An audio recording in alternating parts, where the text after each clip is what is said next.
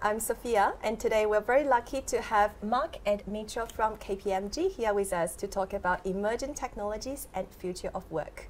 So we will start with a brief introduction of Mark and Mitra. So Mark, over to you. Thank you, Sophia, and thank you very much for having us today. I'm a partner in KPMG's Analytics and Data Management practice and a proud RMIT alum. I'm really passionate about helping unlock value for my clients and protect trust through the use of data and analytics and emerging technologies. Thank you, Mark. So, Mitra. Thank you, Sophia, and thank you for having me. I'm Mitra Minai. I'm a partner at KPMG as well. I recently joined actually from industry, so I'm in the cyber practice and really passionate about providing optimal cyber services and solutions out to our clients to make sure that they are safe in everything that they do and we keep them secure. Thank you very much, Mitra and Mark. So now we know that digital transformation has been a very hot topic these days, and we're all aware of different technologies that has helped us to dive into the digital transformation for work and for business. So in terms of those emerging technologies, what do you see are the most important ones in the next 5 to 10 years?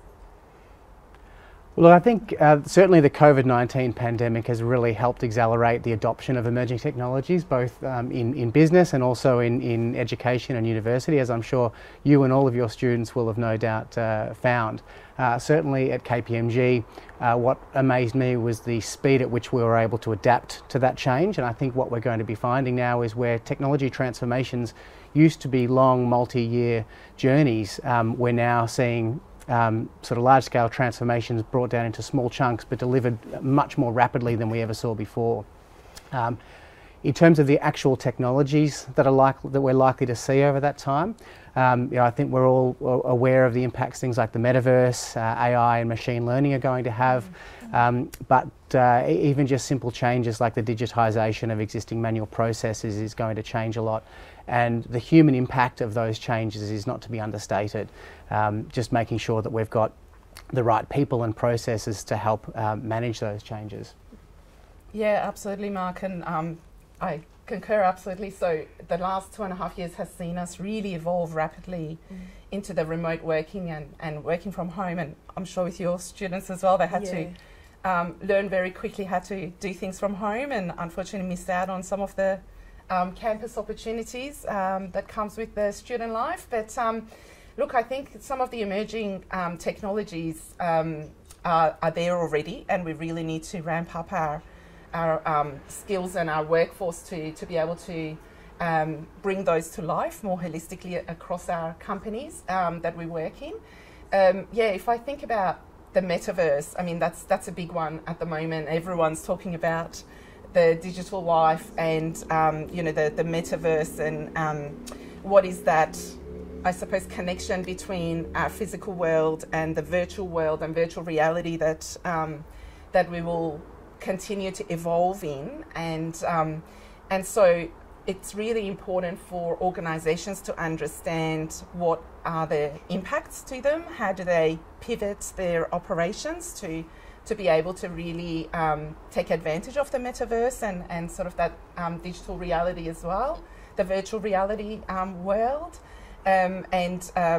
I think from a student perspective, if we think about what the students really need to learn and grow, and we'll of course talk about the skills in a minute, but what is it that is really going to impact our multiple industries in Australia and overseas, and then how do they ramp up their skills to be able to be part of that journey? So yeah, metaverse is one. I would say artificial intelligence is another. We're already using that quite extensively, and if I think about the health sector where I come from, so I was the size of HealthScope, one of the second largest health provider in Australia for the last 2.5 years. And if I think about how we used artificial intelligence across our hospitals, and we're already using artificial intelligence to do a lot of diagnostic, early indicators of cancer, and a lot of other use cases. So that is probably one that's going to keep accelerating across multiple industries. And probably the third one, Mark, I would say, is robotics. Robotics is huge at the moment in the health sector.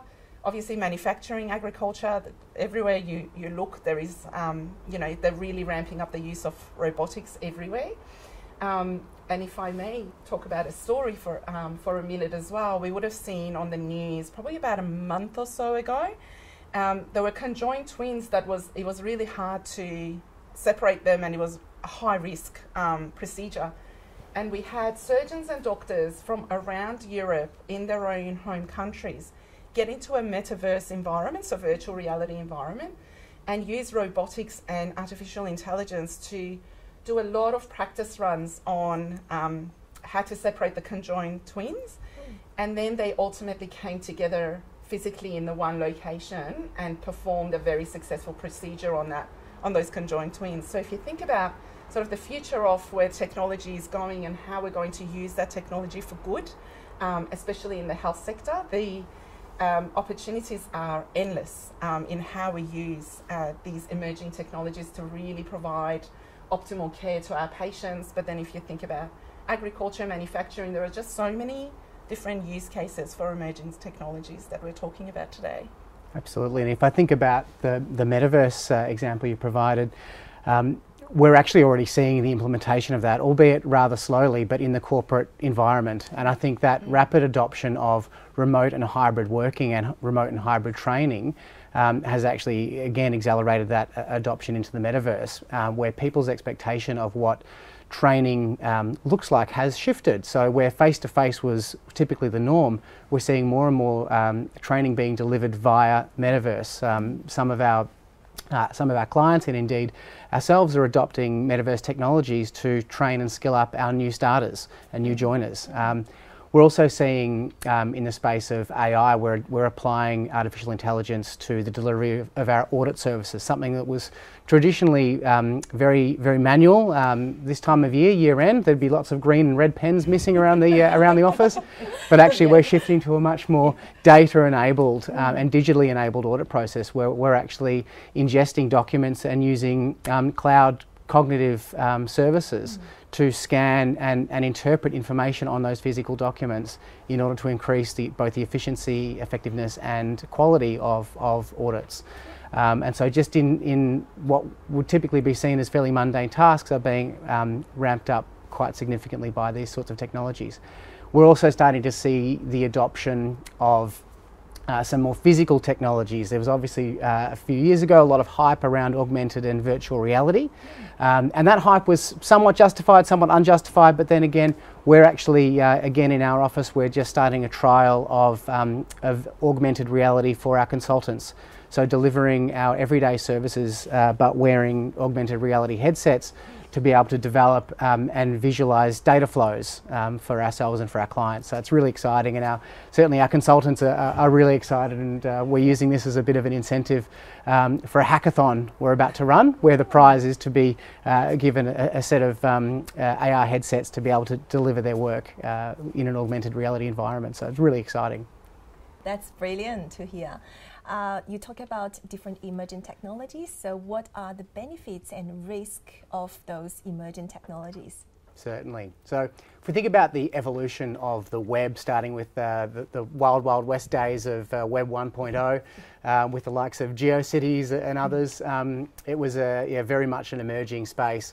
Web 2 started to pick up, which we saw the event of more user-driven content with the likes of Facebook, YouTube, Twitter and the like, but with that came much more power consolidation and data consolidation with those big tech giants basically owning and controlling the data and the supply of information back out into the market.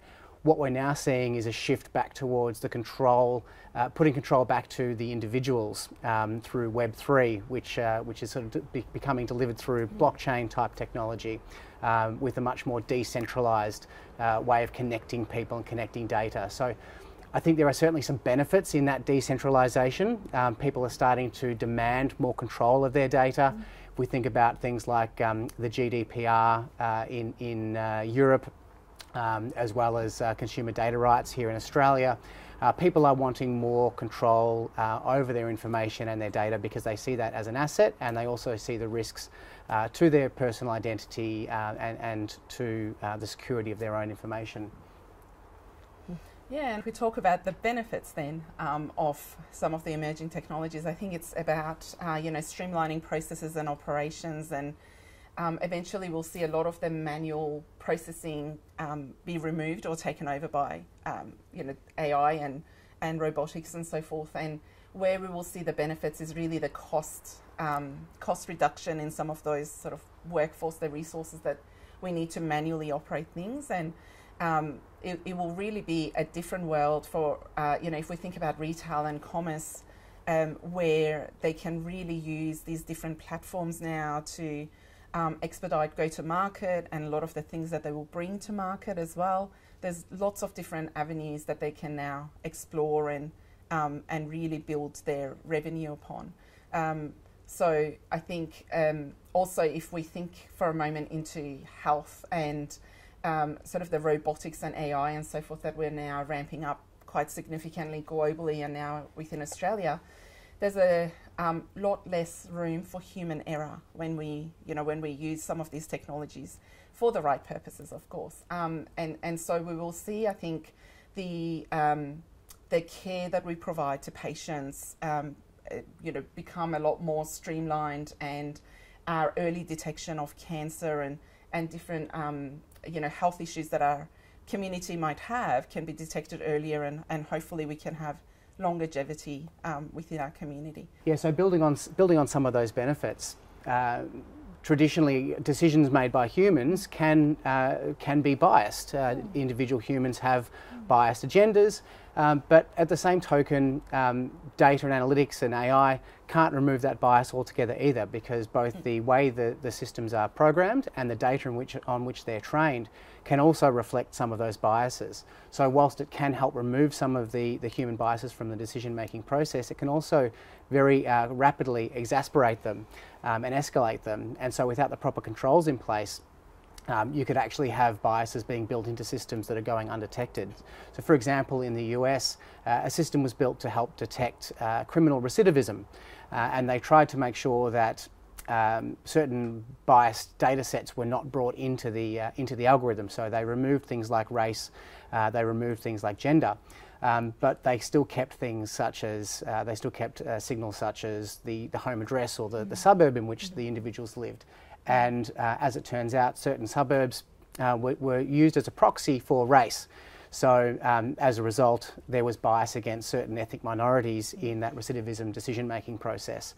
So making sure you have the right controls and both ethical, security, bias controls around, transparency controls around your AI are really important, because those risks can be very quickly highlighted if they go undetected. We're seeing certainly in the financial services industry that there's a big focus on data quality and data controls, so all the way from where the data is sourced right through to when it's reported and all the stages that happen to it in between. And organisations like banks need to be intimately aware of every transformation that happens to that data along the way in that journey. And so as a data professional or anyone working in that field, understanding the impacts of changes to data, the way data is stored and reported and produced, is becoming more and more critical, and we're seeing that sort of regulation starting to flow down into other industries now as well.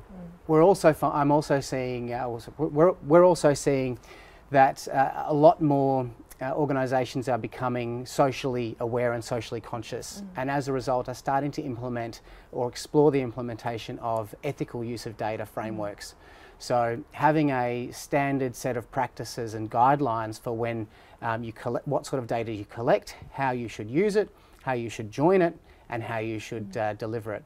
There are huge benefits in joining data sets, and we saw that through the COVID-19 pandemic, being able to share data across countries, borders, states, jurisdictions.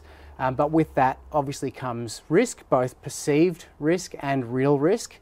But I think generally the population are becoming more and more both aware of the risks of data sharing, but also to some extent more open to data sharing because they're seeing the benefits from a societal perspective. But that doesn't remove the need for organisations to protect that data and ensure that they're applying the right ethical frameworks before they collect and use it.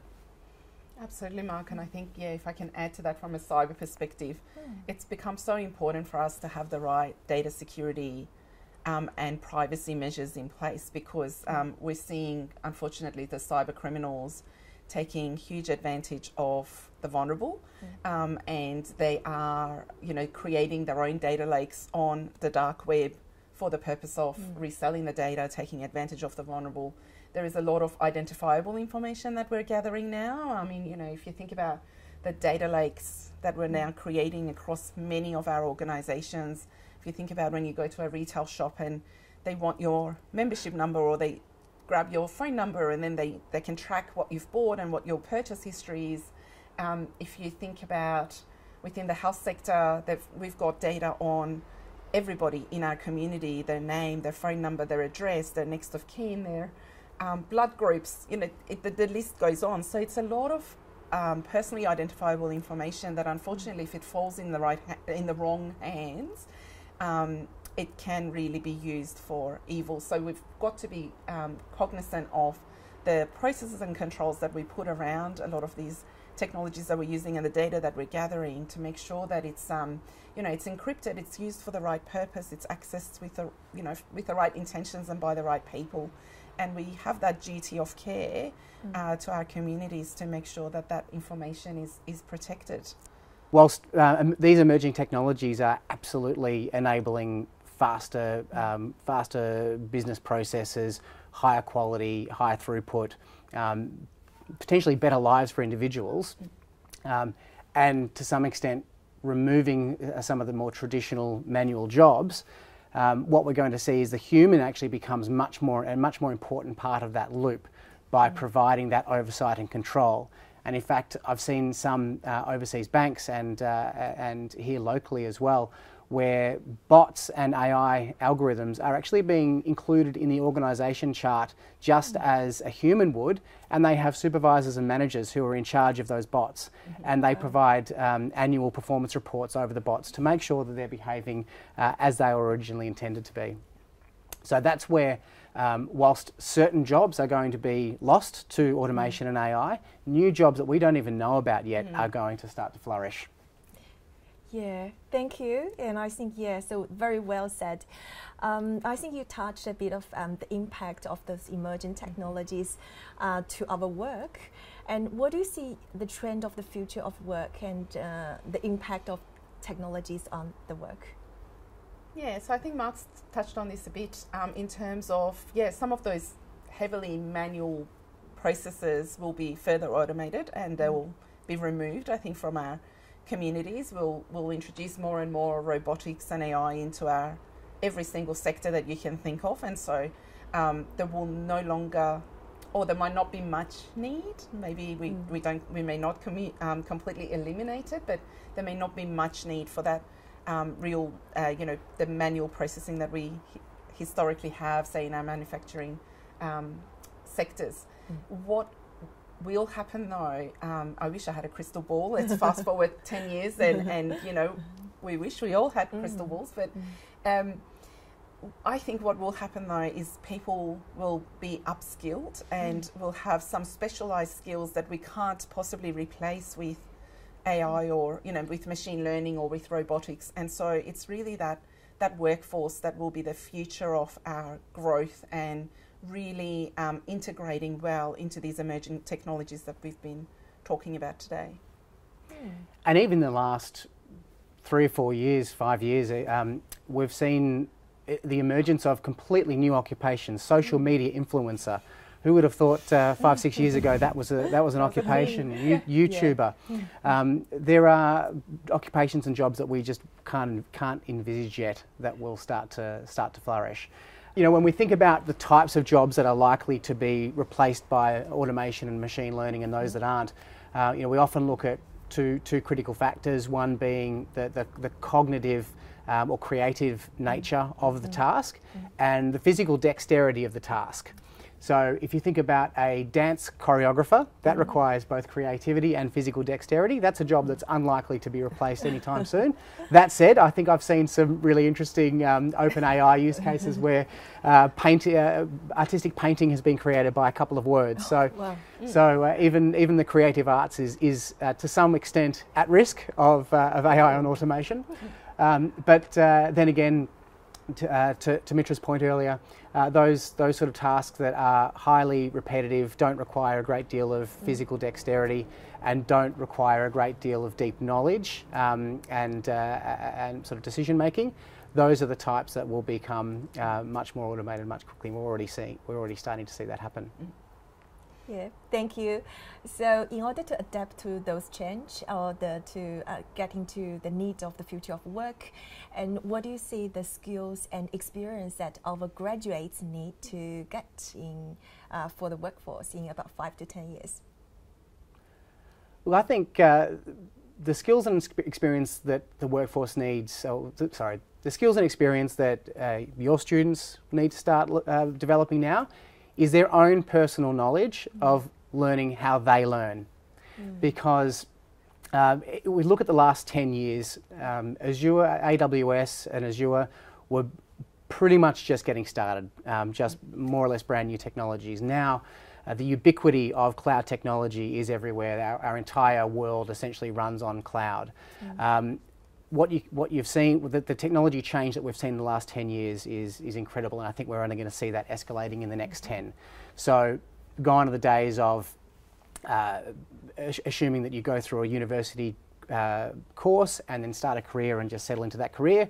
Actually, you're going to be continuously learning and upskilling throughout, and so it's incumbent upon graduates and all the way through to partners to be continually upskilling yourself in technology, but also learning how you can train others as well. All of us take a role in helping upskill the next generation, and so learning how to build and develop skills of our talent is becoming increasingly important. Yeah, and if I think about going back to my uni years, not that long ago, I promise, although it does feel that way. I think, it was very different when Mark and I were at uni and deciding what course to take, and there were these, mainstream kind of courses that you took, and then you got into the field of work that, the pathways, I suppose. But now when we think about the exciting times ahead, from a skills perspective, I think, we keep talking about emerging technologies, and technology will mean different things to different people. And students today, or even from high school coming into uni, might think, I need to be a coder or a programmer or something to be successful in the future because technology is taking over everything. But if you think about the varying other skills that you need and the learning opportunities out there, it's really broader than being a coder or a programmer. Absolutely, that's great if you can, if that's your passion and that's what you want to learn and grow your skills in. But if we think about the change that we are seeing exponentially across our industries, if you are a good communicator, you work well with others and you can articulate the changes that are coming and how you embed those changes into various environments, through to the creative arts. I think, when you think about the metaverse and that connectivity, the human connectivity element that is always going to be required, if you are a good designer or, you work with CGI as an example, then you can build those metaverse environments that is really going to provide that human connection to, and that, I suppose, better end user experience for people who will ultimately start to use those platforms. So I think from a skills perspective, it's endless. You don't just need to be a programmer or, coder. You can work in lots of different areas to make sure that the various sectors that are going to be uptaking these emerging technologies do it the right way, that it's embedded well into their practices, that you optimize their operations. So from marketing to creative sort of outlets and arts, I think, is just as important as everyone doing a tech course, I think. And to add, just learning coding in itself is not going to be enough, which is why the domain knowledge is really important. We're seeing that AI is even starting to write code. So a new application of OpenAI has been developed where you can just tell a coding platform, I want to be able to select the top 10 items in a data set, and it will actually write the code for you. So the physical coding knowledge is only going to be reserved for some very high-end applications, but business users will soon be developing code through natural language. So adapting skills into industry and domain specialties is going to become also very important, as well as those other broader business, consulting and general skills will be really highly valued. Yeah, brilliant. Thank you, Mark and Mitra. Well, we all know that females are underrepresented across the university and the technology sector in general. And what is your observation, and what do you think that we can do to help to improve the gender equality in the tech sector? That is a great question, and one I've been grappling with for over 20 years. Being a diversity director in one of the biggest associations, actually not-for-profit professional associations in Australia, being ISACA, we've worked through that question quite a number of years now. So I think, Sophia, for me and what I'm seeing in the workforce is absolutely there is less uptake in technology, software engineering, you know, all the different aspects of what makes up our specialised area. Cybersecurity, certainly, I mean, that's been one that's been growing, obviously, in need in the sector, but I'm seeing less and less women actually put up their hands for some of these roles in the workforce. And I think where it really starts from is not at university. It has to be at primary school and high school, where we really need to work more holistically across all of our schools, private, public, and so forth, and really work through what desires the students have and perhaps ignite their passion in STEM more. When students come to university, they have a more clear idea of what course they want to undertake, because they've got a particular passion or area of focus or interest that they want to further develop at university and study. But they've already made up their minds somewhat, most of them, what they want to do when they grow up. But, you know, I think we really need to ignite that passion in our primary school and high school students. And if they have any interest in any aspects of STEM, we really need to focus in on that, provide them with what are the different career options when they come out of high school and into university or TAFE or wherever they're going to do further studies in, and what are their various career, you know, the various career aspirations that they can, and career journeys that they can uptake. If I think about cyber for a moment, and that's where I've certainly specialised in recent times, when you talk about cybersecurity, a lot of people think it's the, you know, the man or the woman sitting in the grey hoodie hacking right behind a computer. Now, that's part of it. Absolutely, we do a lot of pen testing, and we look at, you know, environments from a security perspective and whether there are any, you know, vectors that can be compromised across the network and the environments in which our company's dealing. But it's so much broader than that. And I just wish back when I was, you know, coming through primary school, high school, that I understood where my career path, what are the different avenues and different career paths that I could potentially take. And there is just such a broad and diverse range of experiences and work that you can do, whether you come into consulting and work with Mark and I, or you go out into industry.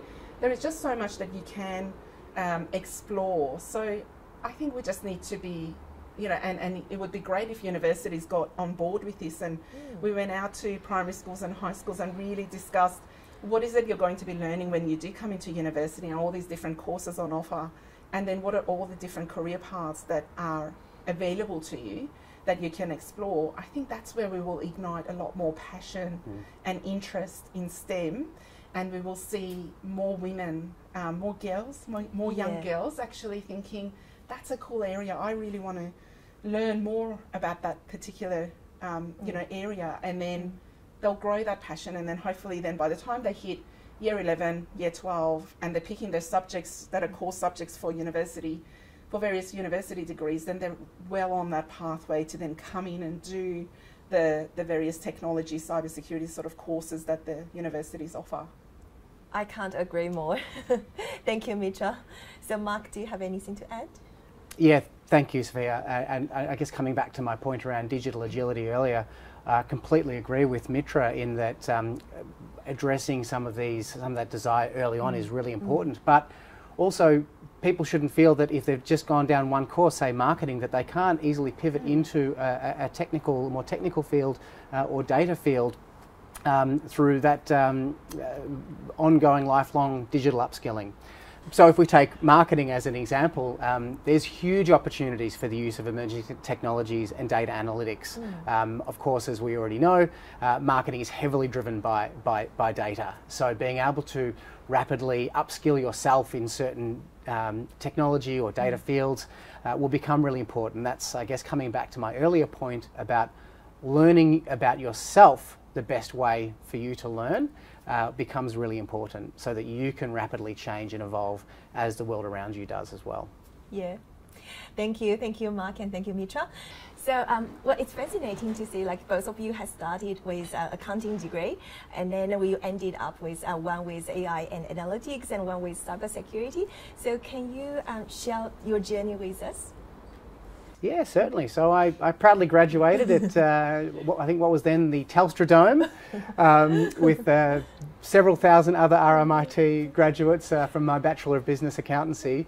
I followed what was, I guess, a fairly traditional path for a Big Four consultant. I went on to do my Chartered Accountant qualification while I was working in a technology risk space. So I was part of the technology risk practice, where we were working with the financial statement audit team, but with a much greater focus on technology.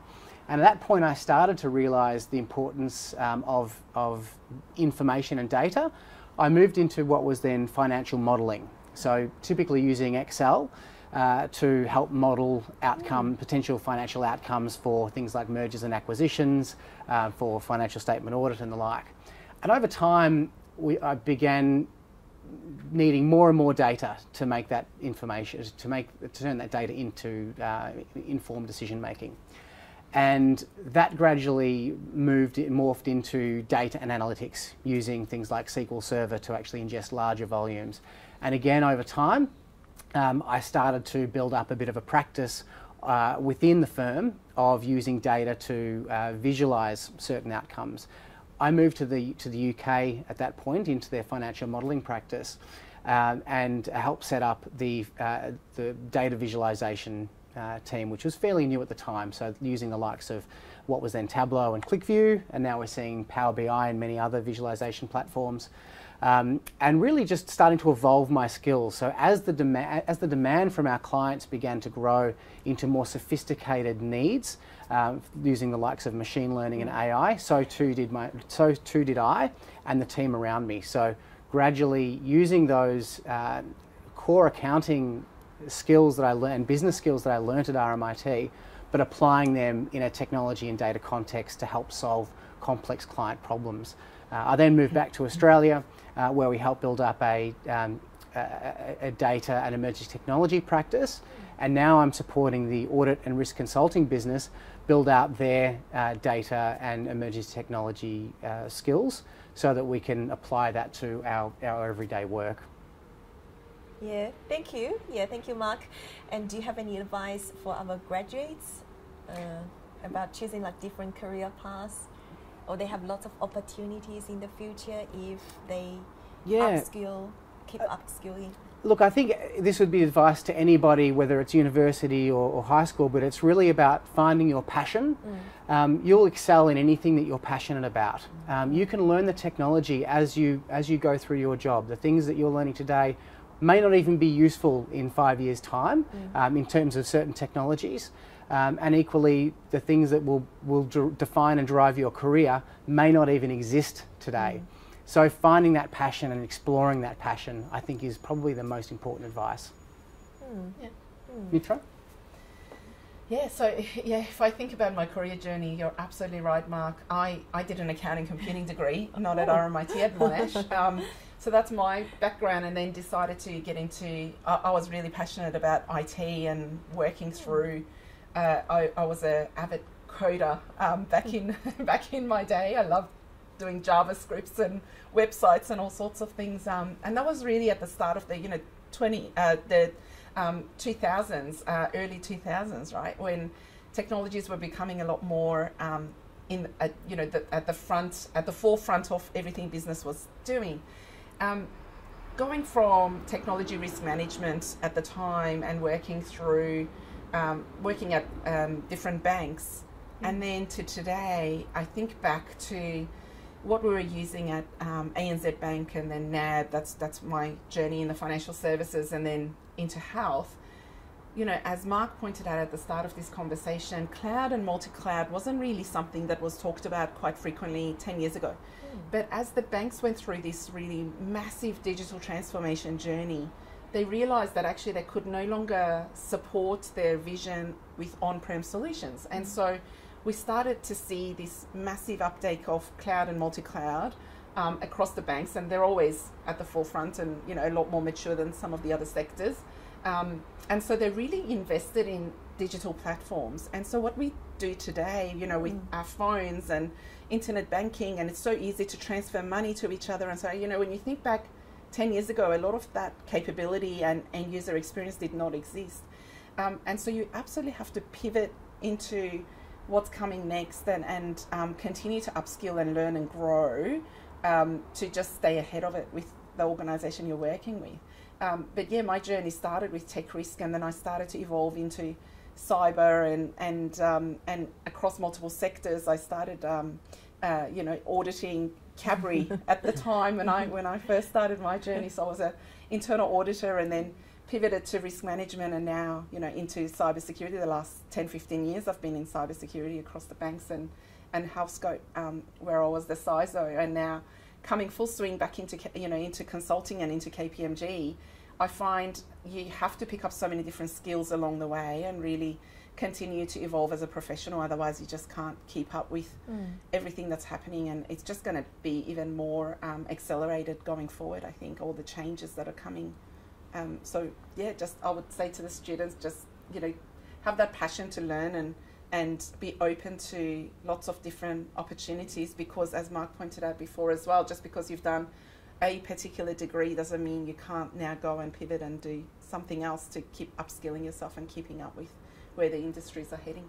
We often talk about the unicorn being the trifecta of having deep technical skills, deep domain knowledge and deep consulting skills. So being able to at least get across two of those, if not three, is really important as well. So something for the students to keep in mind.